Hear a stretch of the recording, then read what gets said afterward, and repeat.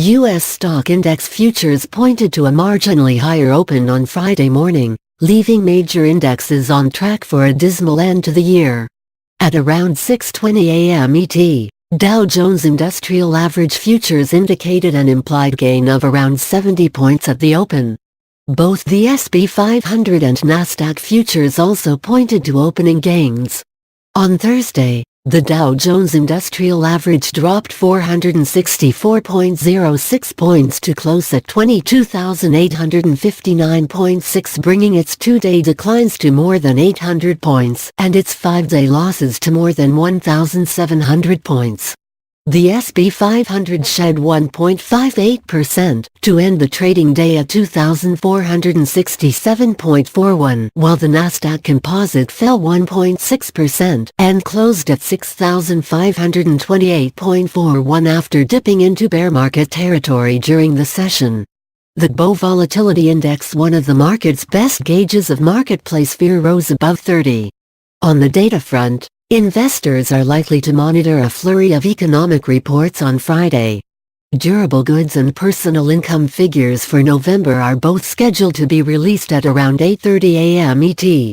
Philly Fed non-manufacturing data and a final reading of consumer sentiment for December are due to be published later in the trading session.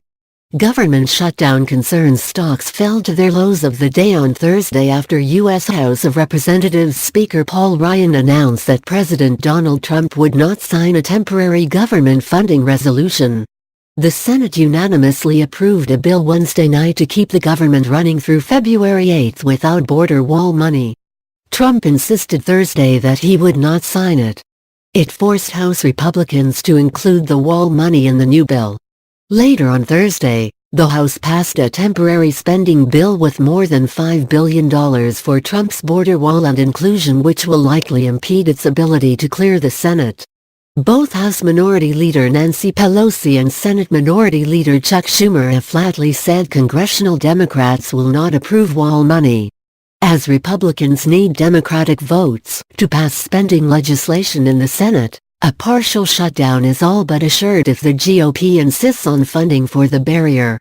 Mattis resigns amid concerns over a government shutdown days before Christmas. The White House was thrown into further political turmoil after Defense Secretary James Mattis resigned from his position on Thursday over disagreements with Trump. Mattis, who is due to step down at the end of February 2019, said in a letter addressed to Trump that because you have a right to have a Secretary of Defense whose views are better aligned with yours on a number of subjects, I believe it is right for me to step down from my position, he said. Fed rate hike. The sell-off on Wall Street began on Wednesday after the U.S. Federal Reserve raised its benchmark overnight lending rate by 1/4 point. That move was widely expected by markets, but investors appeared to be triggered by Fed Chairman Jerome Powell's comments that the central bank was satisfied with its current path to reduce the balance sheet with no plans to change it.